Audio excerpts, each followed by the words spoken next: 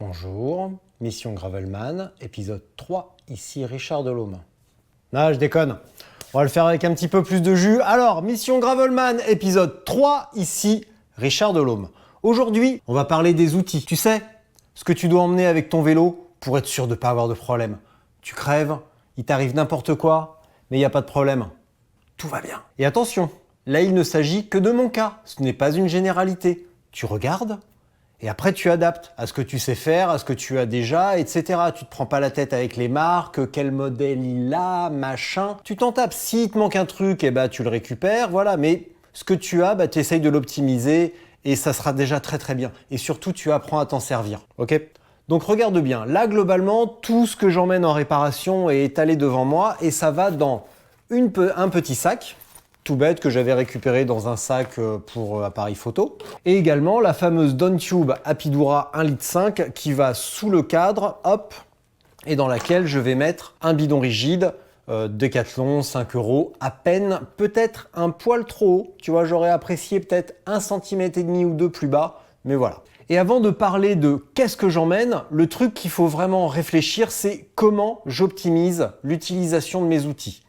Globalement, ce qui va t'arriver le plus souvent, c'est un petit truc qui se dessert ou une crevaison. Donc si tu es en tubeless, tu vas devoir mettre une mèche. Si tu es en chambre, tu changes de chambre.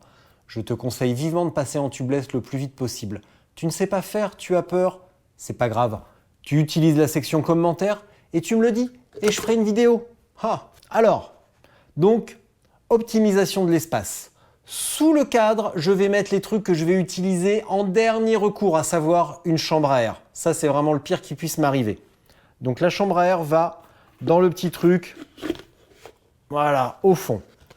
Comme je suis un petit peu coquet, un petit peu précieux, j'aime pas me salir les mains. Tu vois, la graisse, le tubeless, quand ça pète et tout, et que t'en as partout le pneu, plein la jante et tout, t'as l'impression de tourner un porno bizarre, eh bien je me suis acheté des petits gants d'atelier. J'en ai pris 2 paires, comme ça j'en ai une qui reste au garage et j'en emmène une avec moi tout le temps à vélo. De marque Fuck Off. Et en plus, même s'il m'arrive pas de problème, mais imaginons il pleut. Ils sont légers, tu vois, il y a un petit revêtement bizarre, légèrement étanche. S'il pleut, ça me servira également de sous-gants. Hein ? Voilà, je les replie et je les remets dedans. Tac, voilà. Également un petit sac avec des objets subsidiaires. Le genre de truc, tu crois jamais que ça va t'arriver. Mais le jour où il t'arrive un truc et que tu dis tiens, il me faudra un obus de rechange, ma chambre à air est trop courte, ça sort pas de la jante. Là-dedans, j'ai des rustines de rechange, j'ai un prolongateur de valve et des obus de rechange. Tac. Je referme. Je secoue bien. Et je remets dans la Dontube. Et voilà. Pim! Petite astuce, la Dontube, quand tu la resserres, tu resserres au maximum. Tac. Tu plies, pam. Hop, et voilà. Prêt à retourner sous le vélo. Imagine, je crève. Pah! La grosse crevaison, je tape un caillou. Le pneu est entaillé. Pas beaucoup, hein? 3-4 mm. Là, il va falloir mettre une mèche. Dans mon petit sac ici, je vais essayer de disposer tout le reste, mais vraiment le nécessaire, le truc que je vais utiliser à coup sûr quasiment, il va être au-dessus. Et le truc dont tu as le plus besoin en tout-terrain, en gravel, en bikepacking, le truc que tu vas quasiment utiliser à chaque sortie, c'est le multitool. Avec ça, tu as tout ce qu'il te faut. Là, c'est un Decathlon, 15 €, beaucoup trop lourd, hein, mais la couleur est sympa. Et en plus, il y a tout globalement. Il y a un dérive-chaîne, il y a des clés Allen, il y a un tournevis, il y a un torque. Voilà, franchement, ça pourrait être mieux, mais ça pourrait être largement pire. Donc voilà, pas de problème. Ça, c'est le truc indispensable. Le deuxième truc absolument indispensable que tu dois avoir avec toi, c'est de quoi positionner une mèche. Ouais. C'est quoi une mèche ? Une mèche, c'est un morceau de pneu reconditionné que tu vas insérer dans ton pneu pour boucher le trou. Et après, le produit préventif va faire son office, va combler le trou. Ça se compose de diverses choses. Tu vas insérer cette petite chose dans l'orifice et tu vas faire comme ça un mouvement de va-et-vient pour nettoyer un petit peu tout le bordel. Ensuite, avec celui-là, tu vas positionner donc ta mèche à l'intérieur, tu vas mettre dedans tourner, retirer, et par magie, le trou est comblé. Et voilà. Le préventif fera son boulot et tu pourras repartir. Un petit coup de pompe pour repartir vite fait. Et bim bam boum. Si tu maîtrises bien le truc, en 3 minutes, t'es reparti. Pas de problème. Pareil, sur l'outil, tu te prends pas la tête. Moi, j'ai celui-là, mais ça pourrait être n'importe lequel. Tu vois, de toute façon, j'arrive même pas à le remonter, donc voilà. J'ai celui-là que j'avais acheté, celui-là, on me l'a donné. Aucune importance. Ce qui compte, c'est que les deux, je sache m'en servir. Évidemment, qui dit placer une mèche, dit mèche. Et oui, qui dit attaché de presse, dit presse. Le plus important, c'est d'en avoir en quantité suffisante et aussi de différentes tailles. Parce que tu peux avoir un trou un peu bizarre, peut-être un poil trop gros, et de temps en temps, ta mèche va pas aller. Ou alors au contraire, vraiment petite, vraiment un petit trou, genre le petit pincement sur la tringle au bord de la jante, et là, tu peux pas mettre un truc énorme. Donc, il va en falloir une petite, donc différentes tailles, absolument indispensables. Quand c'est reparti, imaginons, tu as perdu un petit peu de produit, mais pas trop.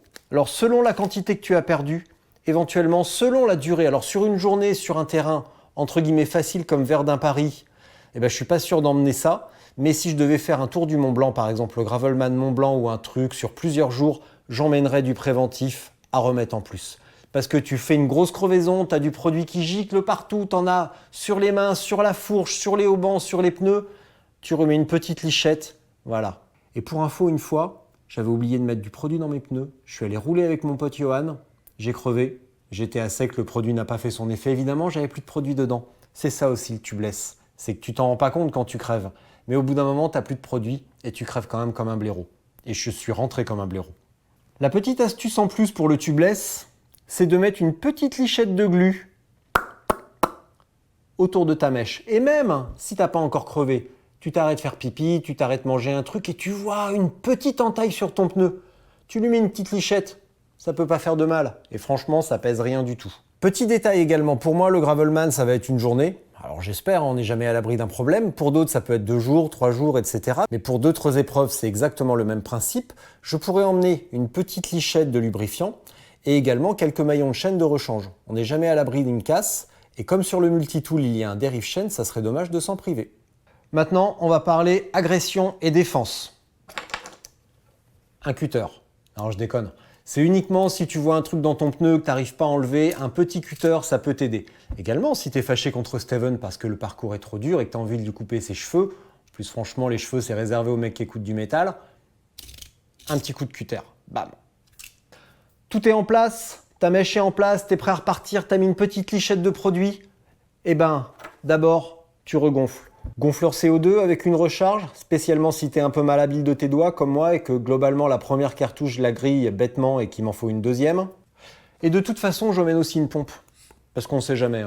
Voilà, le gonfleur peut foirer, tu peux avoir une fausse manip avec la fatigue, le froid, la pluie. Voilà, on est tranquille avec ça. Maintenant, imaginons, le pire arrive, le pneu est vraiment déchiré, tu vas devoir démonter ton pneu et mettre une chambre à air. La chambre à air de rechange, tu peux même en emmener 2, tu peux les scotcher sur ton cadre. Moi, en tout cas, j'en ai une seule pour le moment, elle va aller là-dedans.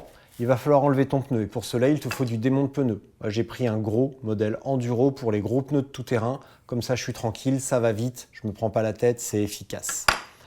Éventuellement, tu peux emmener des petits comme ça de rechange. Celui-là, tu le casses, tu le fais tomber n'importe où. Vaut mieux avoir du rechange, pareil, ça pèse rien. Alors, je suis d'accord. Le pèse rien au bout d'un moment, ça finit par peser. Mais c'est ça ou appeler ta mère et rentrer en voiture. L'intérêt également du gros démonte-pneus comme ça et des petits démonte-pneus, c'est que tu peux aussi t'en servir pour racler la boue. Pour enlever, tu vois, si tu passes dans un truc vraiment crade, tu nettoies. Et puis voilà. Et le truc indispensable avec tes démonte-pneus, c'est un petit chiffon pour essuyer, comme ça tu es tranquille. Également, il peut aussi t'arriver une fausse manip avec ton gonfleur, avec ta pompe, et là tu casses un obus. Pas grave. Tu as des obus de rechange. Et qui dit obus de rechange dit démonte obus. 9,99 €. Facile à utiliser. Et de toute façon, si tu es en tubeless, tu en as déjà un pour monter tes pneus toi-même. Et maintenant, les trucs pas franchement indispensables, mais c'est plus dans la tête, on est tranquille. Des patchs, je les ai encore jamais utilisés. Mais je me dis que le jour où j'en aurai vraiment besoin, je leur retrouverai une petite utilisation périmétrique et puis ça ira bien. Je sais, c'est pas le mot qui convient, mais là ça marche bien. Et puisqu'on en est à parler des trucs qu'on emmène de toute façon, ce sont les outils, mais également le traditionnel powerbank avec différents câbles, GPS, éclairage, GoPro, téléphone. Ça va aussi prendre le non moins indispensable écouteur Bluetooth pour écouter de la musique et peut-être un podcast.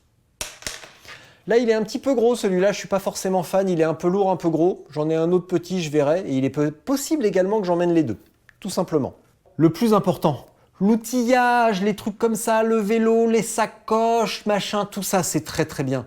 Mais ce qui compte le plus, le truc le plus important avec tout ce bazar, c'est de le maîtriser. Donc le mieux, c'est d'avoir des crevaisons, je te le souhaite pas, mais n'empêche que ça arrive.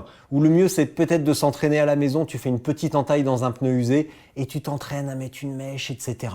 Tac. Comme ça, t'es tranquille. Le jour où ça t'arrive, t'es pas pris au dépourvu. C'est jamais drôle, mais si tu maîtrises, ça prendra pas longtemps, tu resteras cool, détendu parce que tu maîtrises. Et tu repars. Tu sais quoi, j'avais oublié de filmer la fin et j'avais oublié de te montrer un truc. En complément qui va dans la sacoche pour mettre carte bancaire et un ou deux trucs, clé de voiture également que j'ai tendance à oublier, un petit porte-monnaie rose avec un couple de paresseux. Et ouais, comme ça je mets mes petites affaires dedans et je suis tranquille. Allez, bonne route, soyez prudents sur les chemins, soyez prudents sur la route et à bientôt pour la mission Gravelman épisode 4.